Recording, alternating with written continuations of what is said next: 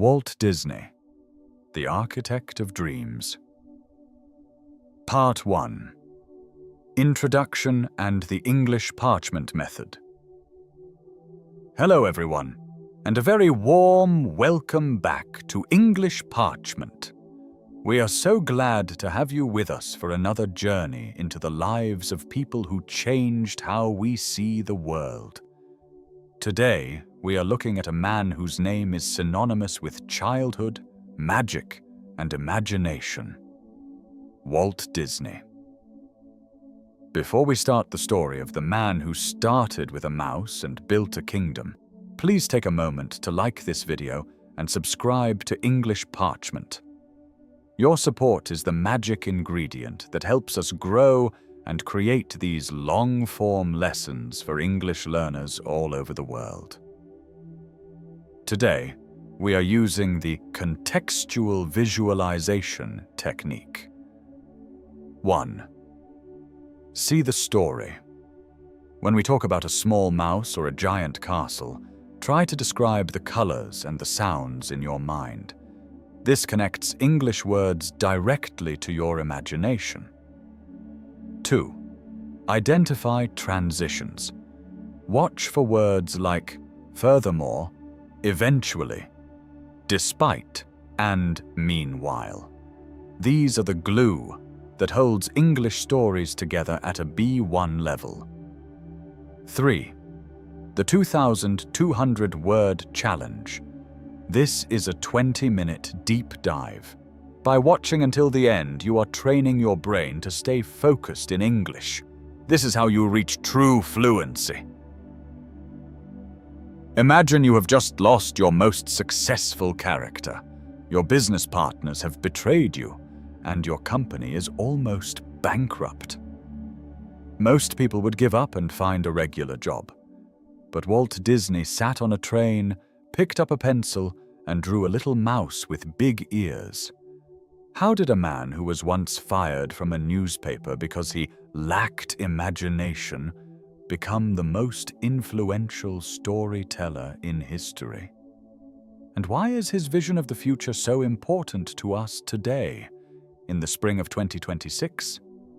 Stay with us until the end of this English Parchment special to find out how Walt Disney's dreams survived the darkest times.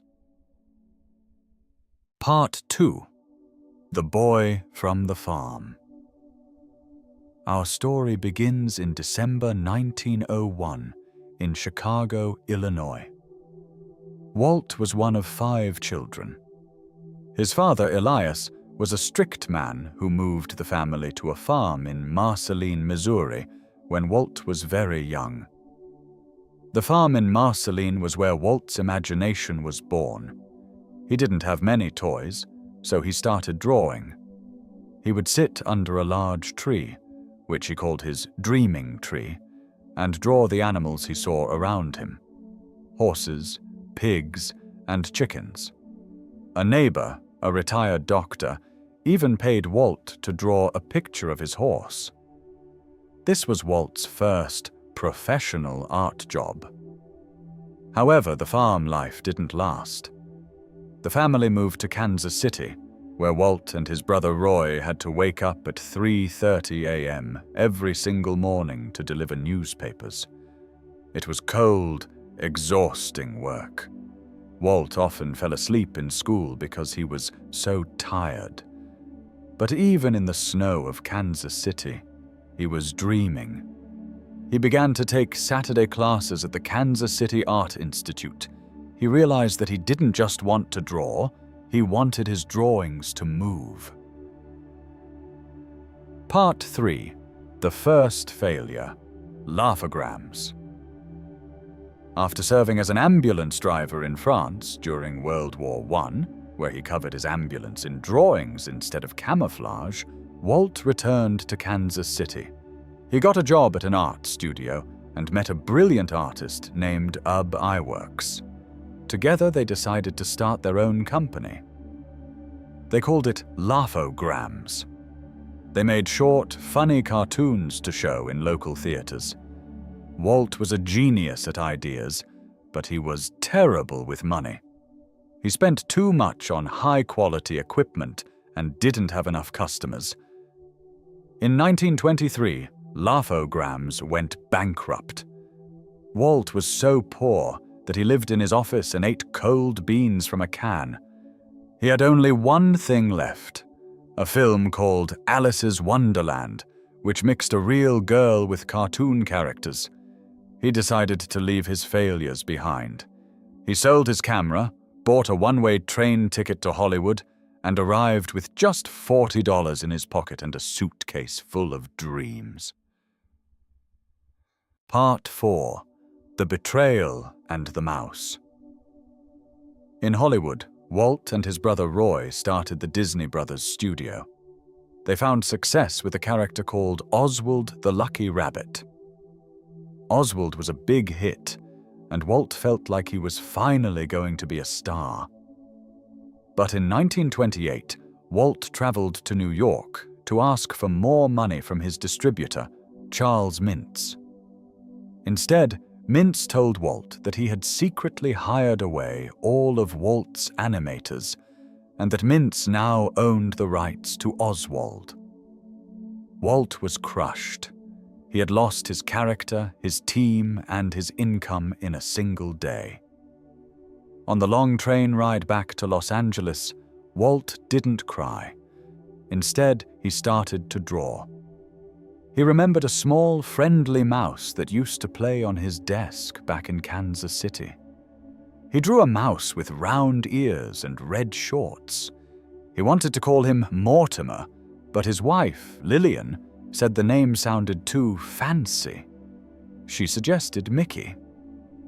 The first 2 Mickey Mouse cartoons were silent, and no one wanted to buy them. But then, a new technology arrived. Sound. Walt realized this was his chance. In November 1928, he released Steamboat Willie. It was the first cartoon with perfectly synchronized sound. When Mickey whistled and played the drums, the world fell in love. Mickey Mouse wasn't just a drawing, he had a personality. Part 5. Disney's Folly and Snow White. Mickey Mouse made Walt famous, but Walt was never satisfied. He wanted to do something that no one had ever done before, a full-length animated movie. Everyone in Hollywood thought he was crazy. They called the project Disney's Folly, which means a stupid mistake. People said that no one would sit in a theater for 90 minutes to watch a cartoon. They said the bright colors would hurt the audience's eyes. Even Walt's wife and brother told him to stop. But Walt was determined.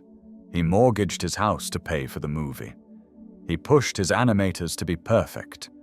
To make the movie look more realistic, he helped invent the multiplane camera. This was a massive machine that allowed animators to film through several layers of glass, creating a sense of depth and 3D space. In 1937, Snow White and the 7 Dwarfs was released. It was a massive, global sensation. It was the highest-grossing film of its time. Walt didn't just prove his critics wrong. He proved that animation was an art form that could make people cry as much as it made them laugh. With the money from Snow White, he built a brand new modern studio in Burbank, California. Part 6. War and the Return to Magic. The 1940s were difficult for the Disney studio.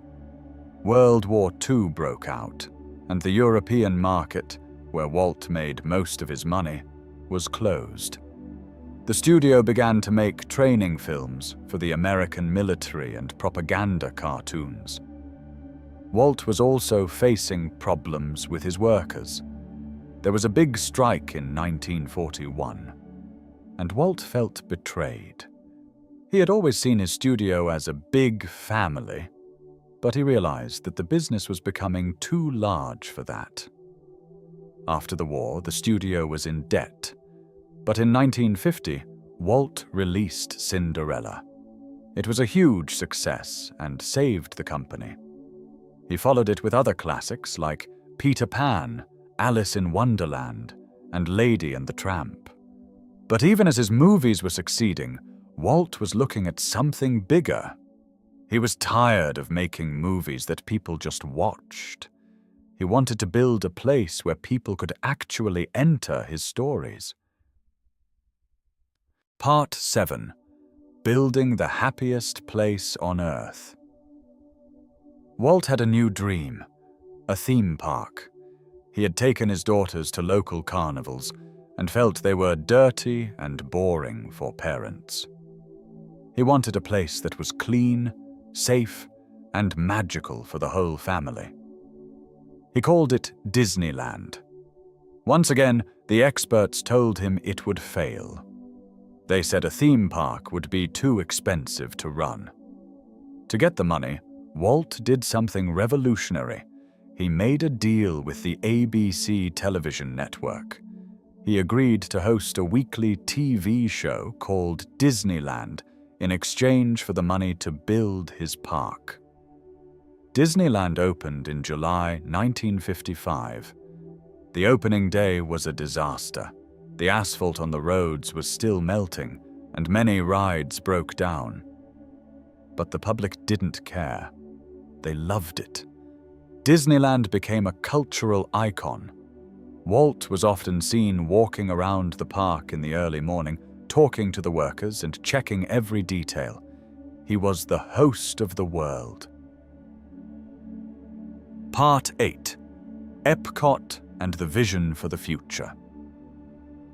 In the 1960s, Walt became fascinated by the problems of modern cities. He didn't just want to build another theme park in Florida. He wanted to build an experimental prototype community of tomorrow, or EPCOT. He wanted to create a real city where people lived and worked, using the newest technology in transportation and energy. He was a pioneer of urban planning. He believed that technology and imagination could solve the world's problems. Unfortunately, Walt Disney passed away in December 1966, before he could see EPCOT or the opening of Walt Disney World in Florida. But his brother Roy made sure that Walt's dreams became a reality. When Disney World opened in 1971, Roy said, "We are here because of one man's vision." Part 9. Disney in 2026. Storytelling in a time of conflict. Why are we talking about Walt Disney today, on March 9th, 2026? As we have discussed on English Parchment over the last few days, our world is in a very serious situation.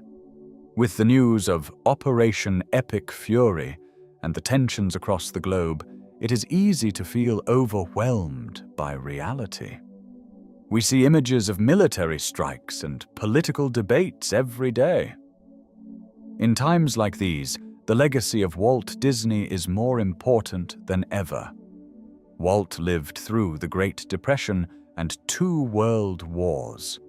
He knew that the world could be a dark and scary place. That is exactly why he created magic. He believed that optimism is a choice. In 2026, Disney is not just about movies.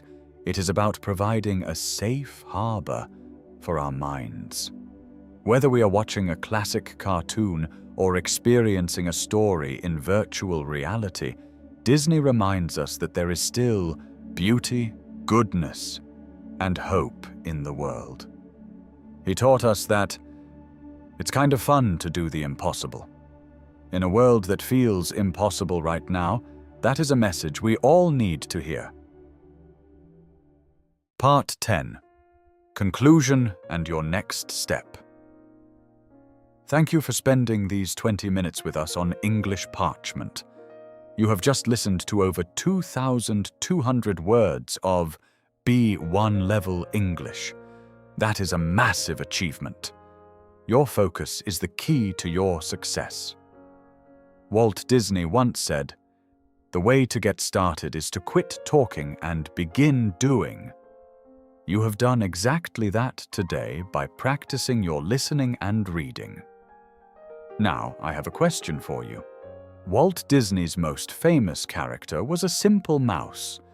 If you had to create a character that represented hope for the world in 2026, what would it look like? Tell us about your idea in the comments below.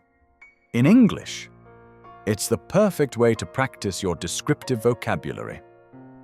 If you found this story inspiring, please like the video and subscribe to English Parchment. We are dedicated to bringing you the best stories to help you master the English language. Check the video description for the full transcript of this lesson. We will see you in the next video, where we will explore another legendary figure. Keep dreaming, keep listening, and keep growing with English Parchment. Goodbye.